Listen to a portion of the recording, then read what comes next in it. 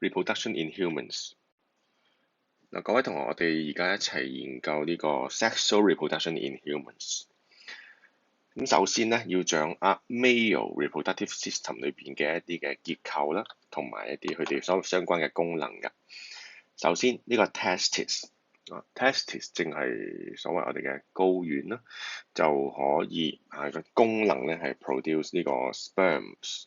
咁另一個功能咧係 produce 呢個 male sex hormone。epididymis 咧就喺嗰個 testis 嘅正上方，咁就連係住嗰個 testis 㗎，咁佢就係負責咧暫時地儲存喺 testis 裏面製造出嚟嘅 sperm 㗎 ，stores。sperm duct 或者叫做 vas deferens 呢個咧就係喺 epididymis 後邊啦，咁就係運送啲精子離開嘅。It transports the sperms from testis to urethra 咁樣。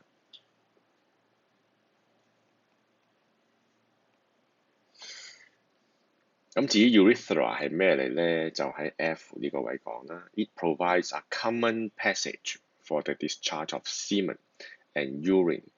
不過就唔係同時間嘅，咁比較污穢啦，咁樣係咪？咁要喺唔同時間 at different times。scrotum 就係 holds the testis and hangs outside。準確啲就唔係 hangs outside，係 hangs outside 嗰個 abdominal cavity， 即係離開嗰個腹腔嘅重要性嘅。咁依家先講 abdominal cavity。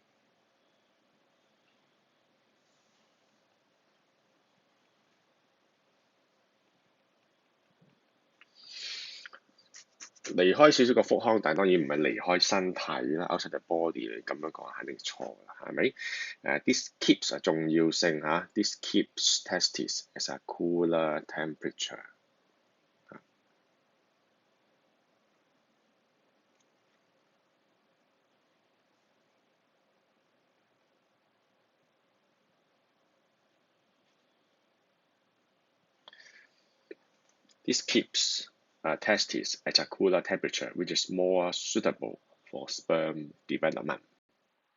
另外三個結構咧叫做 seminal gland、prostate gland 同埋 corpus gland 咧，佢哋都係負責製造一樣嘢叫做 seminal fluid。呢個 seminal fluid 嘅功能有三嚇，第一就 activates and nourish sperm 啦，第二就係 neutralize 嗰個 acidity 嘅。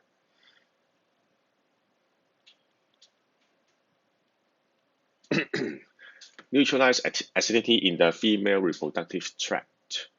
咁其實就喺陰道口嗰個位咧，就個酸性好高嘅殺菌啦，一來個重要性係咪？咁但係都會殺精子嘅。咁所以咧呢啲 seminal fluid 另一個功能咧就係要 neutralize 嗰個 acidity in the female reproductive tract。咁當然亦都係佢本身係aqueous 噶嘛，呢個即係水狀液嚟噶嘛，咁亦都係 provide a medium 有個媒介for the sperm to swim。咁三個嘅功能。penis 嘅功能咧就係負責 discharge 一啲嘅 semen 啦 to the female 㗎。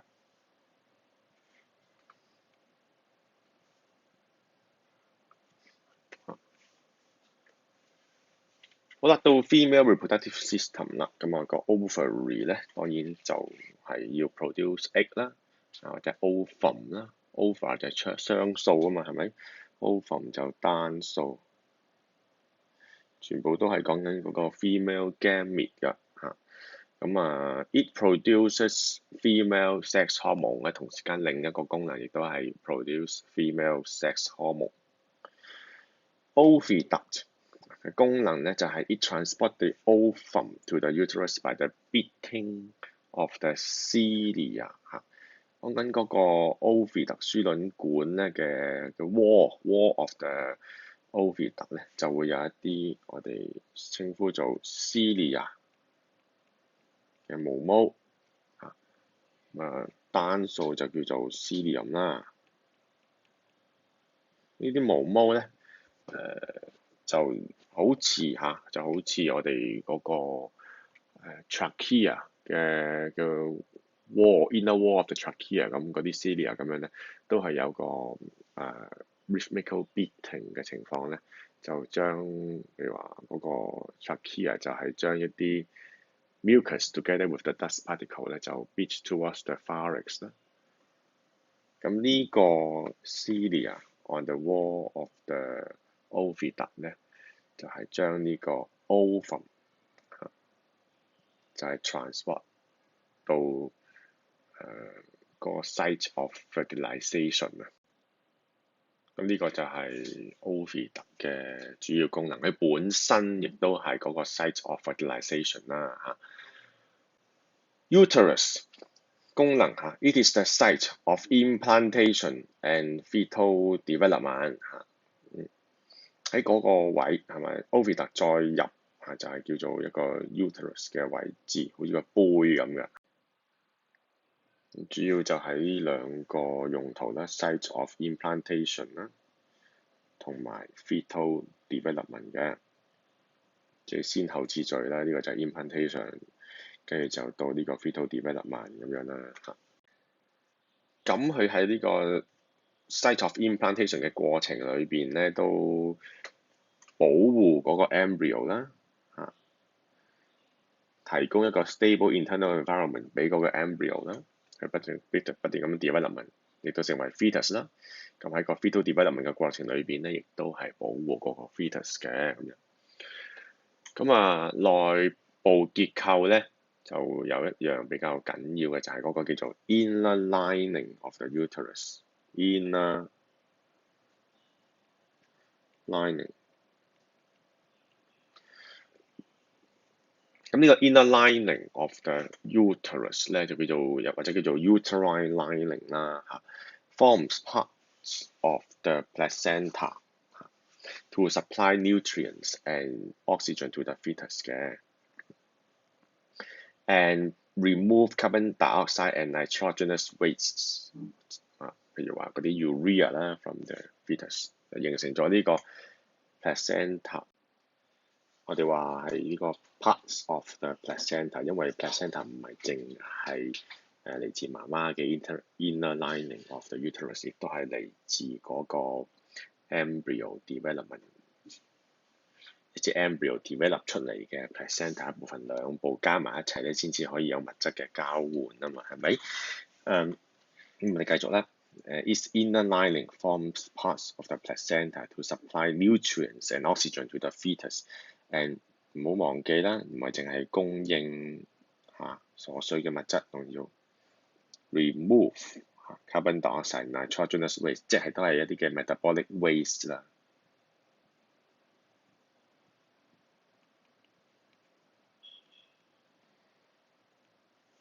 from the fetus 嘅。its muscular wall contracts to expel the fetus at birth。今日到 vagina 佢嘅功能咧係 it holds the penis during copulation to receive sperm。It also acts as the birth canal for the fetus。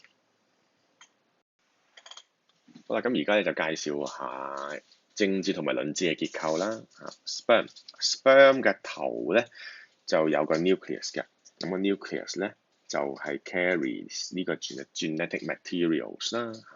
提一提啦，呢個嘅 sperm 咧，因為係呢個 sex cell 啦，male gamete 啦咁所以咧佢嗰個 genetic material 咧係一個 haploid 嘅情況。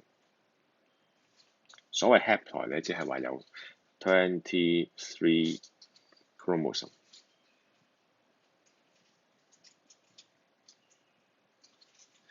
就唔係23 pairs，唔係23 pairs，23 chromosomes 嘅啫咁樣。我哋所謂呢個情況咧就叫做 haploid，就係單倍體1N 嘅情況。The meat piece contains a lot of mitochondria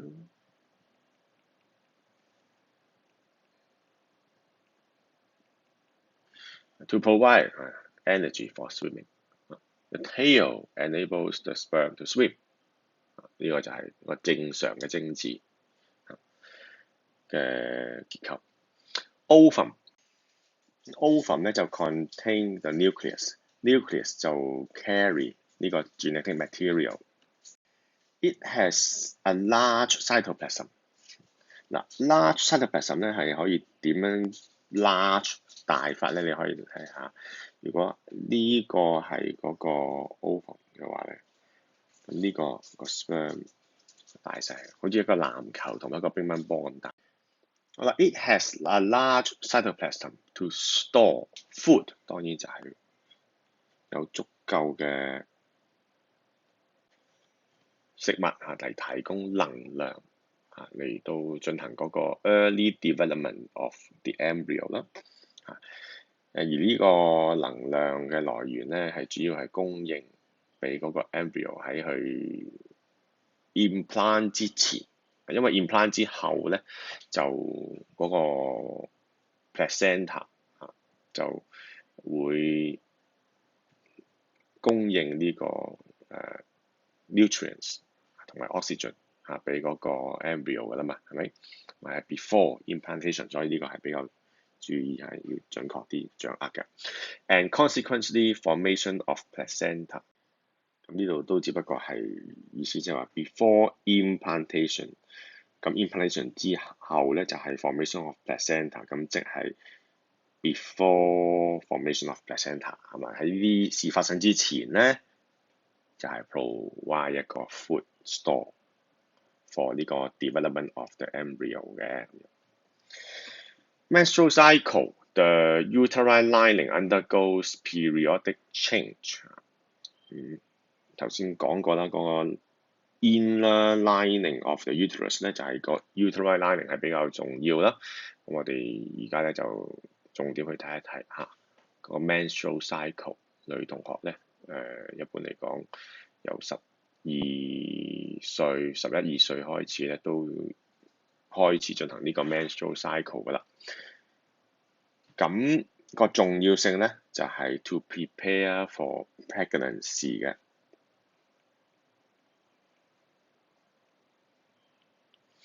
Events that occur in the uterus 發生啲咩事咧？咁首先咧就係 the uterine lining thickens 啦。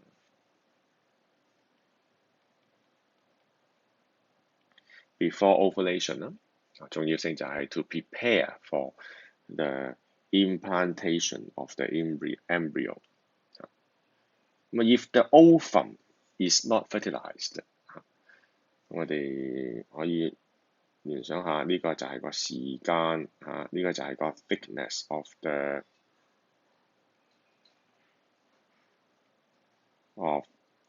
uterine lining 啦。咁時間就以日數嚟計啦，咁樣就一路咁樣 increase in 嗰個 thickness of the uterine lining 咁樣，呢個係咁樣。去到一個比較厚嘅情況咧，嗰個 uterine lining。咁呢個咁厚 uterine lining 嘅狀態咧，個重要性就係to prepare for the implantation of embryo。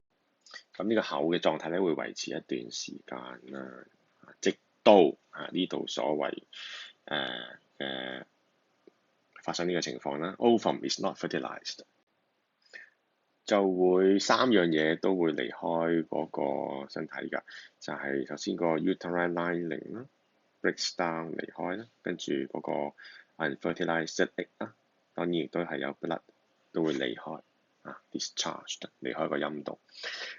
咁呢個過程叫做 menstruation 係喺 ovulation 排卵之後大概14日，而個過程咧係大概維持5日 ，last for 5 days。After menstruation, the uterine lining build up again。所謂呢個就係 menstruation 啦，可能5日嘅時間跌到咁低啦，個 uterine lining。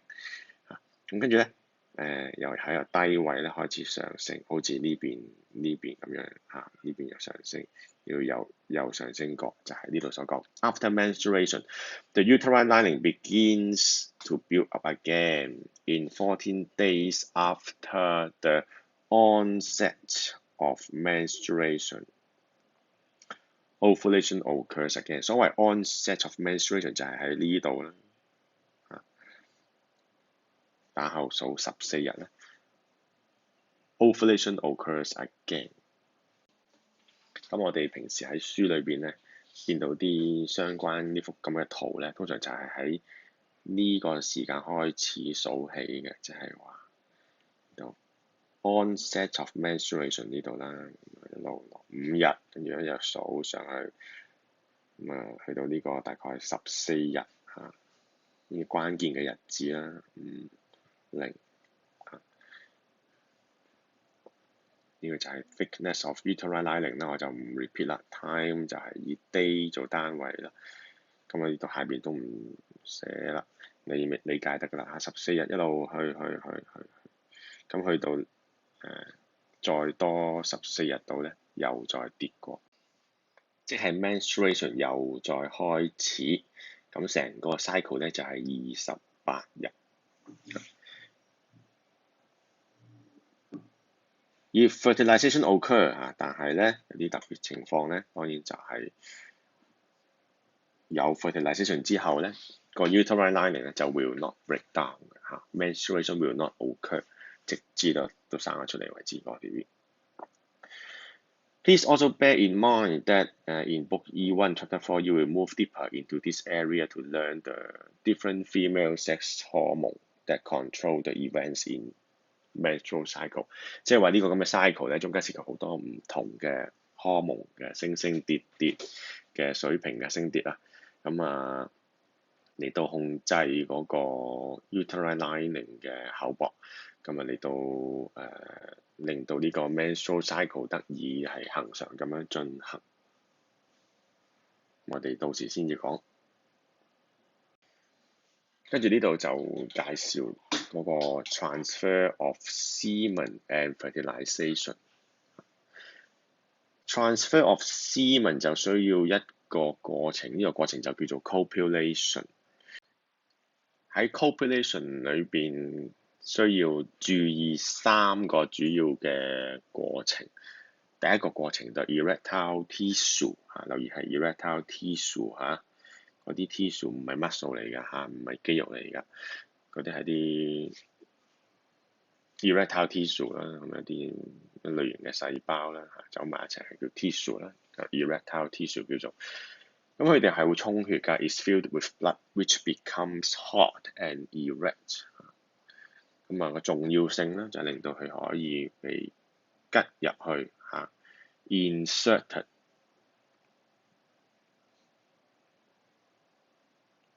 into the vagina。咁即係首先咧嗰個 erectile tissue 咧就要 fill with blood 啦 ，become hot 啦，第一點。咁跟住咧就第二點咧就係佢要 insert into 嗰個 vagina 啦。第三點咧就 ejaculation semen containing sperm is then ejaculated。By the contraction of the sperm duct and the urethra。OK， 就係呢3個過程咧，就要順利完成咧，咁 copulation 先至叫做完成㗎。咁好多同學咧就有陣時唔係好重視一啲字眼啦，譬如 insert 咁寫咗 put onto 啦，咁就唔係好準確咁樣去到描述嘅過程咧就失分嘅喺考試裏邊。Fertilization 就係另一個過程啦，就係嗰啲semen入咗去個 vagina 裏邊啦，咁裏邊嘅精子咧就要最後接觸得到嗰個卵子，跟住進行呢個 fertilization。喺個過程裏邊咧 ，sperm swims by the beating action of the tail 啦。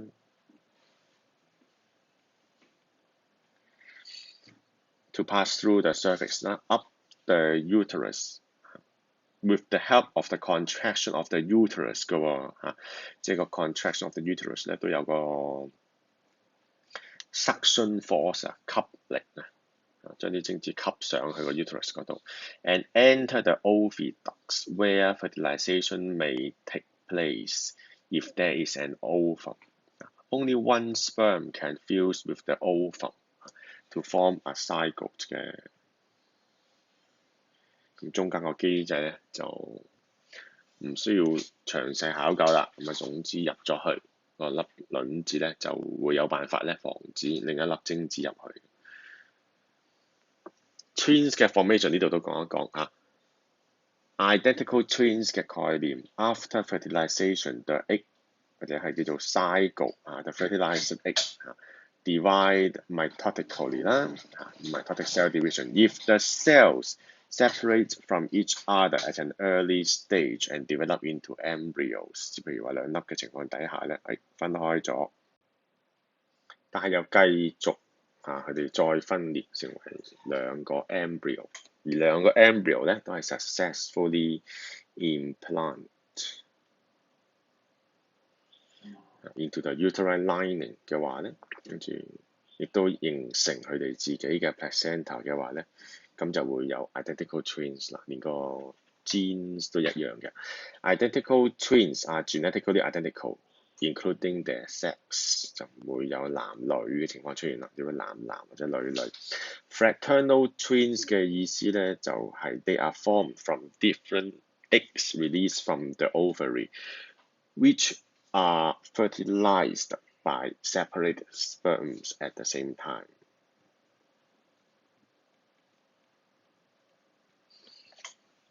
而佢哋係 genetically different 嘅。好啦，咁跟住落嚟咧，講完 fertilization 啦，頭先馬上就要講一講呢個 fertilized egg 如何 develop 啦成為一個 embryo。咁個過程裏邊咧有啲咩事發生 ？Zygote 一路進行 mitotic cell division 變咗個 ball of cell， 即係一個 embryo 嘅時候咧，係會有以下第一個事情發生 at implantation。implantation 係有3點事情咧，我要大家注意㗎。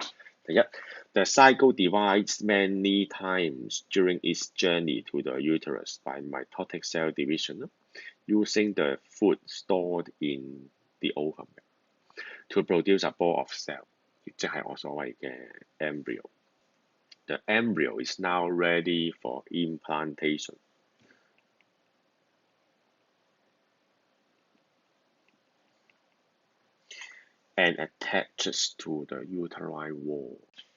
咁喺 attach 嗰一點咧，我哋就叫做 placenta 就會形成嚇。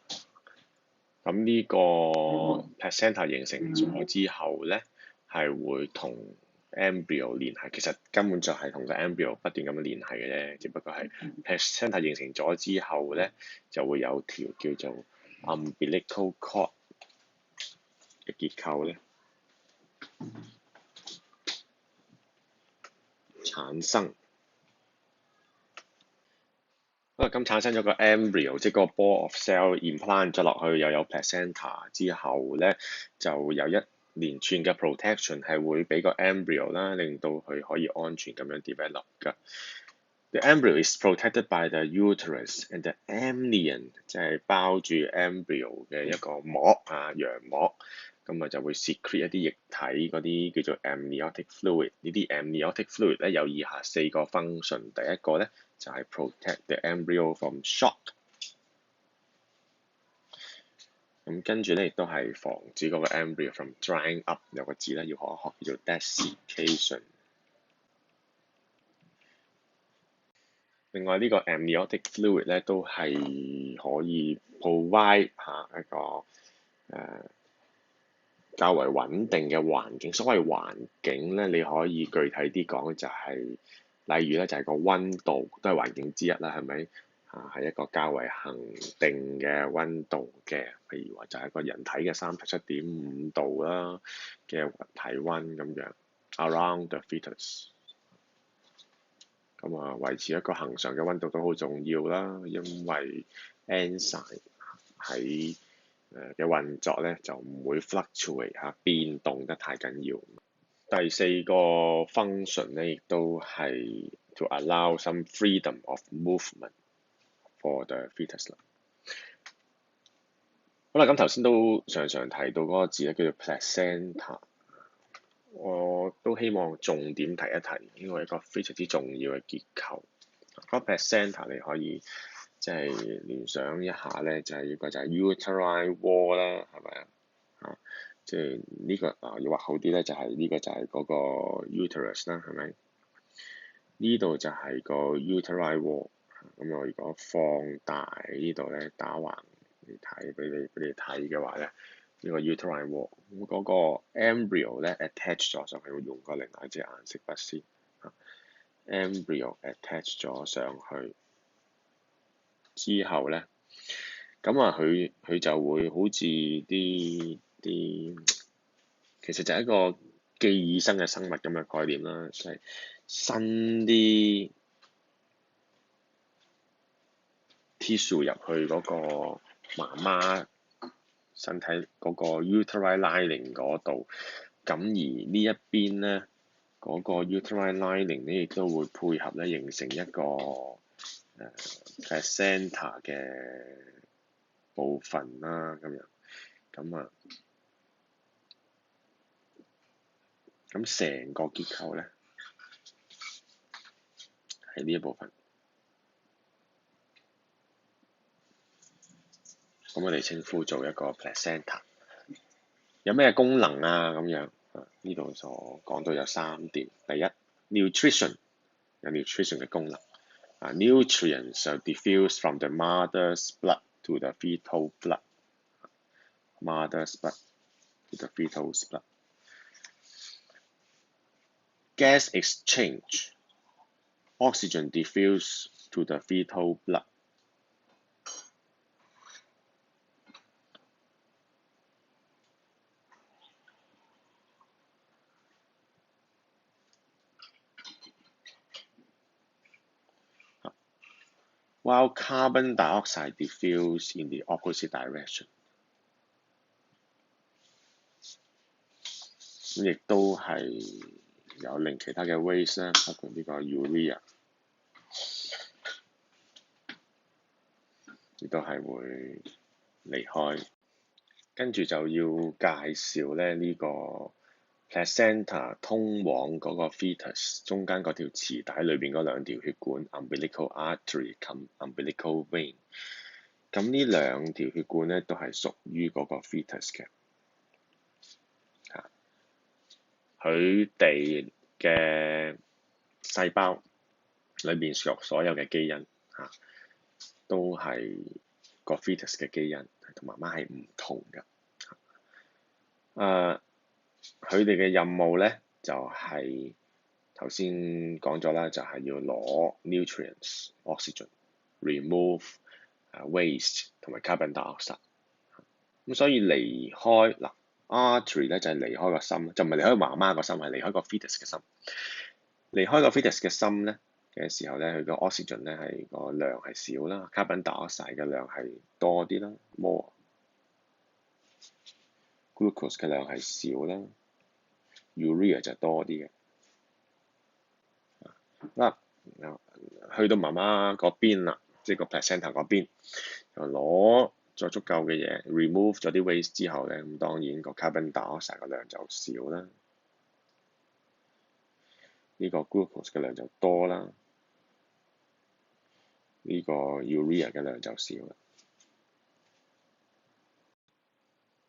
最後就要介紹呢個生 BB 嘅過程啦嚇。首先咧就係嗰個 muscular wall of the uterus contract， 唔單止 muscular wall of the uterus contract，個腹肌都要 contract 去協助生 BB 嘅，即係話嗰個 abdominal muscle 都需要 contract 嘅。另外嗰個 cervix 啊，即係個子宮口、子宮頸啊，準確啲啊，子宮頸個 cervix 呢個位咧，都會dilate，令到嗰個窿啊係可以闊啲，去俾嗰個 fetus 嘅頭部咧先去離開。即係好似咁啦，呢個位咧就係嗰個 cervix 啦，就要dilate 嚇。dilate 就係話 increase in diameter， 令到嗰個頭 BB 嘅頭咧就可以 pass through。咁第三樣嘢會發生咧，就係嗰個 amnion 就 ruptures 啦，穿咗啦，穿咗嘅話咧，嗰啲 amniotic fluid 咧就會流出嚟，流出嚟嘅時候咧有個功能㗎嚇，就係 lubricates 嗰個 birth canal， 即係話嗰個 passage of the fetus through the vagina。另外咧就係個 fetus is expelled through the vagina by powerful contraction of the uterus wall 啦。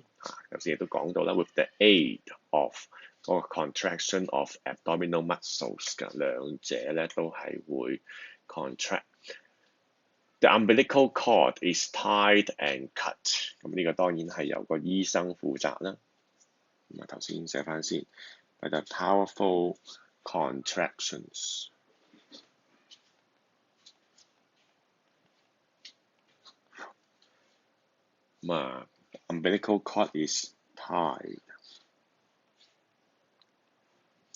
and cut once the baby is born. Further contraction 就 expel 埋嗰個 placenta 出嚟，咁樣就完成咗成個 birth process 㗎啦。咁呢度做一題 MC 先啦。Which of the following facts about the placenta is correct？ 咁一啱唔啱咧 ？The placenta provides oxygen to the baby。咁係啱㗎。咁跟住2 the placenta is detached before the baby is expelled。咁係唔正常嚇。咁所以咧就正常正路嘅話咧，就應該即去到個 BB 咧 expel 咗之後先至 detach。咁如果呢個咁嘅情況咧唔正常咧，我哋就叫做一個 miscarriage 嘅情況，流產。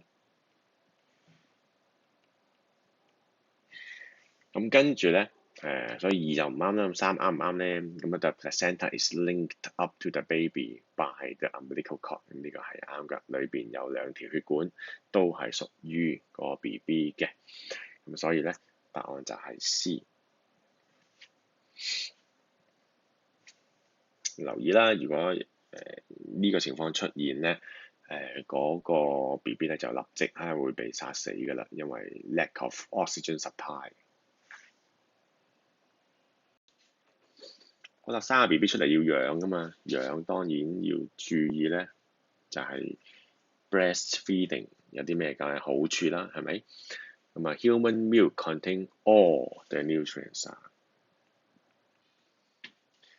needed in the early months of life. Breast milk contains and transfers antibody specific to many common disease.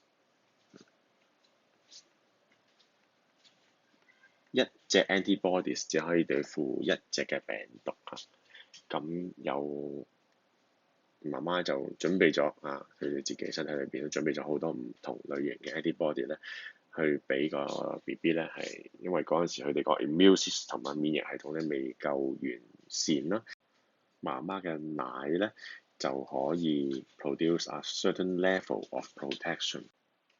咁除咗 breastfeeding 之外，行為上面媽媽都會俾食物佢啦，俾 clothes 啦、shelter 同埋 education 啦。parental care 嘅重要性就係可以提高嗰個 BB 嘅 chance of survival。OK。birth control 啦，係嘛？The need for birth control 你見得到，哇！近年咧升得好緊要啊嘛，嗰個 population。Reason for the rapid human population growth during the last century。medical advancement 一個原因啦，improvement of in sanitation 啊，control of infectious disease。呢啲喺先進國家咧都做得非常之理想嘅。Industrial revolution 啊 ，development of machinery。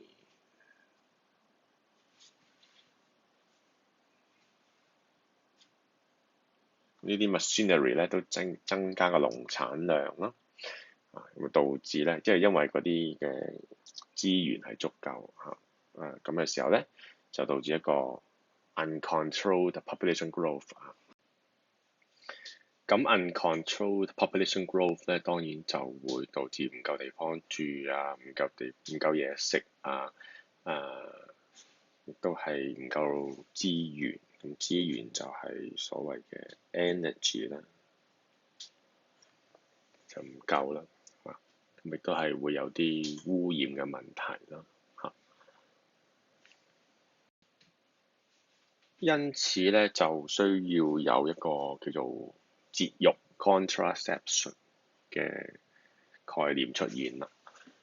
contraception 其實就即係 birth control。birth control can be done， 即係 contraception can be done by adopting contraceptive method 嘅。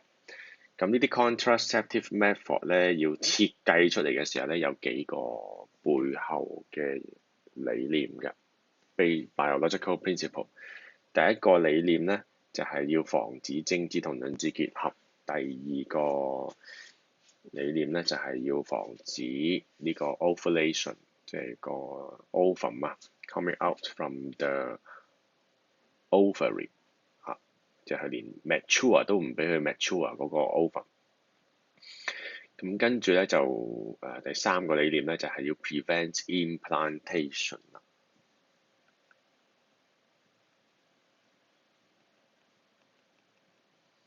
咁以下落嚟介紹嘅方法咧，都係設計咗出嚟唔同嘅方法咧，就係 based on 呢三種嘅理念。Different method 咁其實係防止咩咧？就係第一個理念啦 ，prevent sperm from meeting the ovum to avoid sexual intercourse when an ovum is likely to be present in the oviduct, so that the sperm and the egg will have no chance to meet 啦嘛。It is unreliable 啦。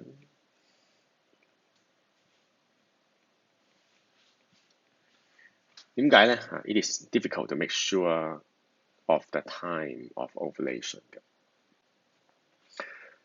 Since the time of ovulation is indicated by a sharp rise in body temperature, it can be better estimated by keeping a record of daily body temperature. However, it does not help to predict the fertile period before ovulation. Before 嘅時候都冇一個 change in body temperature， 或者係冇一個 sharp rise 㗎嘛，唔知幾時之前係嘛？因為嗰個精子存活時間咧都有一兩日嘅，係咪？咁佢逗留喺個 oviduct 嗰度，咁跟住咁啱嘅時候咧，嗰度就開始有 ovulation，個 ovum 出咗嚟，去到個 oviduct 嗰度，咁都有機會進行 fertilization 㗎，咁係。就係呢一句説話嘅最主要嘅含義啦。Hormone method 或者 hormonal method 排 contraceptive pill 呢個就非常之有效嘅。Contain synthetic female sex hormone 咁呢個 female sex hormone 遲啲我哋book 科唔係呢個 E1 嘅第4課就會詳細講啦。咁呢啲咁嘅 hormone 咧係可以壓抑住 ovulation， 唔俾佢產生唔俾佢進行。咁啊，呢個壓抑呢個字叫做 inhibit。barrier method 咧，咁講翻上面呢度先。hormonal method 咧就係上面呢3個理念咧，就係第2個 prevent ovulation。至於 barrier method 就係第1個啦 ，prevent sperm from meeting the ovum 啦，condom 啦。condom 係 put on 一個 erect 嘅 penis before sexual intercourse to trap the ejaculated sperm so as to prevent the sperm from entering the vagina。即係話一定要個 penis 係 erect 咗之後先至可以帶上去嘅。如果唔係就會有機會帶得唔緊嚇。female condom 都有㗎嚇，咁但係 female condom 咧就要喺 sexual intercourse 之前咧放咗入去個 vagina 嗰度。兩者都有正確嘅戴法，唔正確地戴咧亦都係會導致嗰個 reliability 咧就降低。另外咧，呢個 condom 咧就除咗係可以防止嗰個 sperm from meeting the egg。condom 嘅另外一個功能咧都可以 protect the body from STD sexually transmitted disease， 譬如話 AIDS 啦同埋 Zika。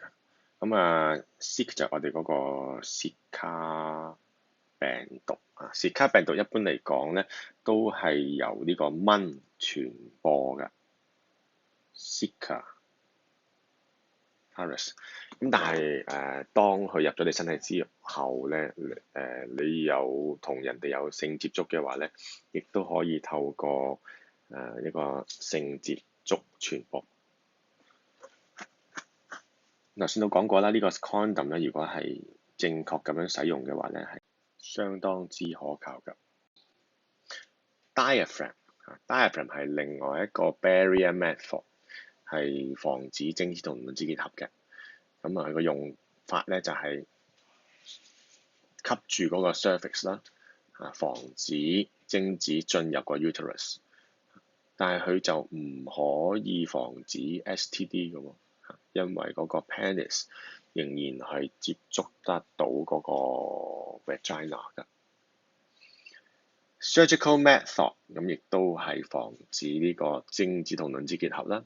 男士嘅 surgical method 咧就係叫做 vasectomy。To stop the sperm from passing out by tying and cutting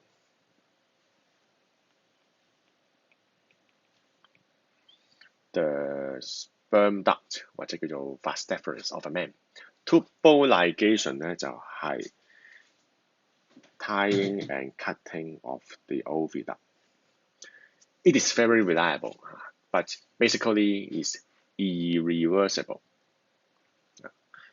咁只係可以如果有另一個手術進行之後咧，先至可以 reversible 嘅啫。即係話，如果冇醫生再幫你進行手術嘅話咧，咁永遠都係結紮咗㗎啦。surgical method 都係防止 sperm from meeting the egg 啦。intrauterine device 咧就係而家我哋要認識嘅唯一一個係防止 implantation 嘅方法。It is a small plastic or copper coil which is inserted into the uterus to prevent implantation of the embryo。It is a very reliable device, but must be inserted by the doctor and may cause infertility 嘅，因為個 IUD 咧有機會刮親嗰個 uterine wall，就導致一啲 irreversible damage， 咁樣就要小心啦使用嘅時候。好啦，以下落嚟咧，我要介紹兩個嘅詞彙一個叫做 sterile， 一個叫做 infertile。sterile 咧係個 adjective，infertile 係個 adjective，sterility 係個 noun，infertility 咧係個 noun。Sterility means it is impossible for a couple to conceive a child。寫低啦 ，impossible。For example, people with Down syndrome 唐氏綜合症 have a trisomy of chromosome 21， 3條嘅 chromosome 21係有3條嘅 homologous chromosome of chromosome 21。Infertility 咩意思呢？ Means that a couple is not sterile, but for some reason has not been able to conceive a child. There are 3 conditions that need to be met for conception to be possible. Sperm must be present 啦，另外咧 oviduct must be open 啦，即係唔好話 block 啦 ，not blocked， 好塞住咗啦。And ovulation must be able to occur. If one or more of these conditions is not met, the couple suffers from true infertility。當有呢啲 true infertility 嘅情況出現咧，醫生就會睇下你係邊一類型嘅情況啦，究竟係精子有問題啊，又或係 oviduct 咧就係塞咗嚟到去到針對咧嚟到去到協助你最後令到你生到小朋友㗎。就係呢句所講嘅嘢。Today's advanced reproductive technology can allow many infertile couples to conceive a child。去到最後關頭好多方法做過啦，都搞唔掂啊，通唔到你個 oviduct 啦，咁樣咁都可以攞你粒卵子出嚟咧即係去到體外受精叫一個代母surrogate 就係代母。好啦，咁呢度呢句説話咧介紹下先。Subfertility。If all 3 conditions are met， 有精子又 OK 冇問題 ，oviduct 又冇問題啦咁 ovulation 又有啦，咁即係話咧有個叫 subfertility 嘅情況。咁呢個情況咧就一般嚟講咧就即係你生唔到 BB， 可能你唔夠勤力啦，唔夠適當嘅時候進行呢個copulation 啦，咁呢啲咧喺行為上面咧，醫生都會教你嘅。呢個就叫做 subfertility 嘅情況。咁而搞清楚咧，呢啲 sterile 同埋 infertile 嘅概念 ，sterile 就冇得醫㗎infertile 就有得醫infertile 底下咧，亦都分為 true infertility 就真係有得醫嗰啲情況subfertility 咧就可能即係自己唔識得喺適當嘅時候進行 copulation 嘅啫。咁關於 true infertility 同埋 subfertility 咧，呢度就有一條問題咧，往時啲同學仔咧就問過我㗎。咁I have not done any contraception， 但係仍然冇小朋友喎咁我哋要答呢題嘅時候咧，要做一啲基本嘅推理啦。咁推理咧就要基於一啲準確嘅資料有一啲咩資料要準確掌握嘅話咧，就係以下呢度第一點呢度咧提及㗎。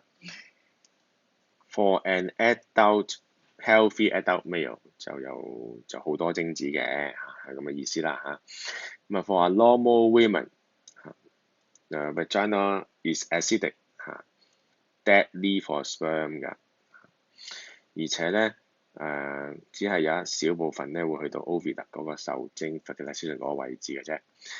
咁跟住咧 women 咧就一生出嚟咧就有大概200萬粒嘅 egg follicle，2 million egg follicle。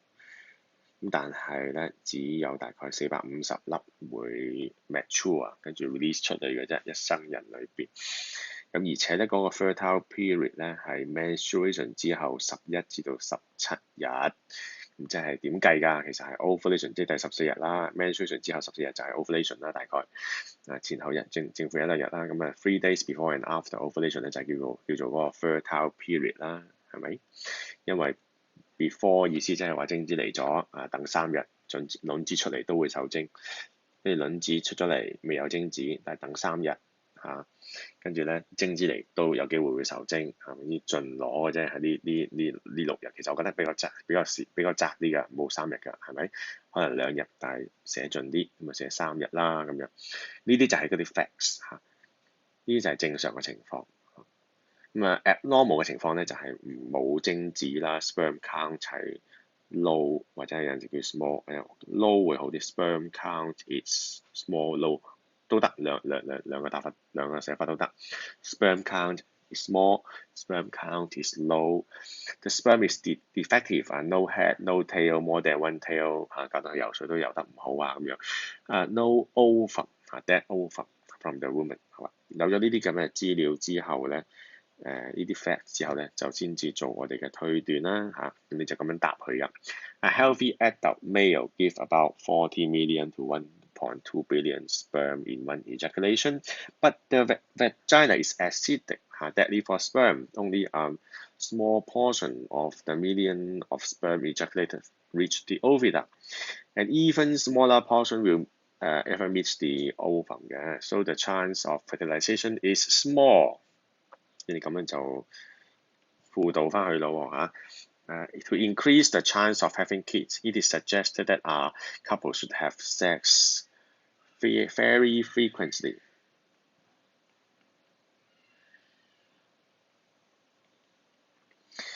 During the fertile period which is 11 to 17 days after menstruation. For abnormal adult male who may have low sperm count or defective sperm，咁我哋就可以進行一個 in vitro fertilization 啦特登攞個精子出嚟，同個卵子喺個 petri dish 嗰度進行一個 fertilization，有機會咧令到佢 develop into an embryo 啦，個 fertilized 嚟，咁跟住咧先至再 implant 翻落去個uterine lining 嗰度嘅。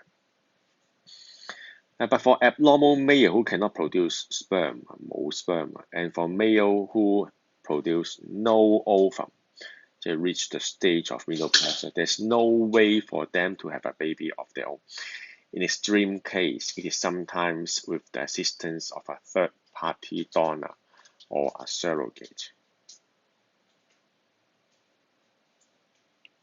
Third-party donor 咧就係話捐精者啦咁又或者係一個代母就係 surrogate 啦幫你去接收嗰個 fertilized egg 或者係個 embryo 啦，咁跟住喺個媽媽嘅身體，另一個女士個身體裏邊就 develop 你嘅受精卵啦，咁樣或者係嗰個 embryo。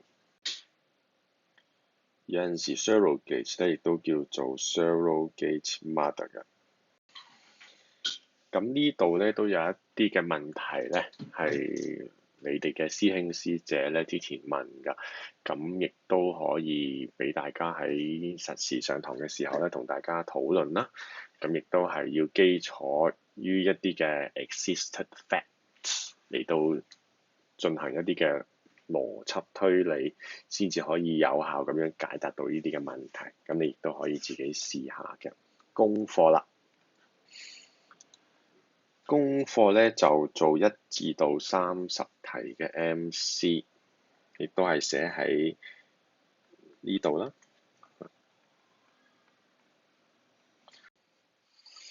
就連埋呢一版啦，MC 嘅答案啦，就 page 1至到12嘅筆記咧，就交上去呢個 Google Classroom。咁喺 Google Classroom 裏邊邊一個位咧，咁會另外通知你㗎。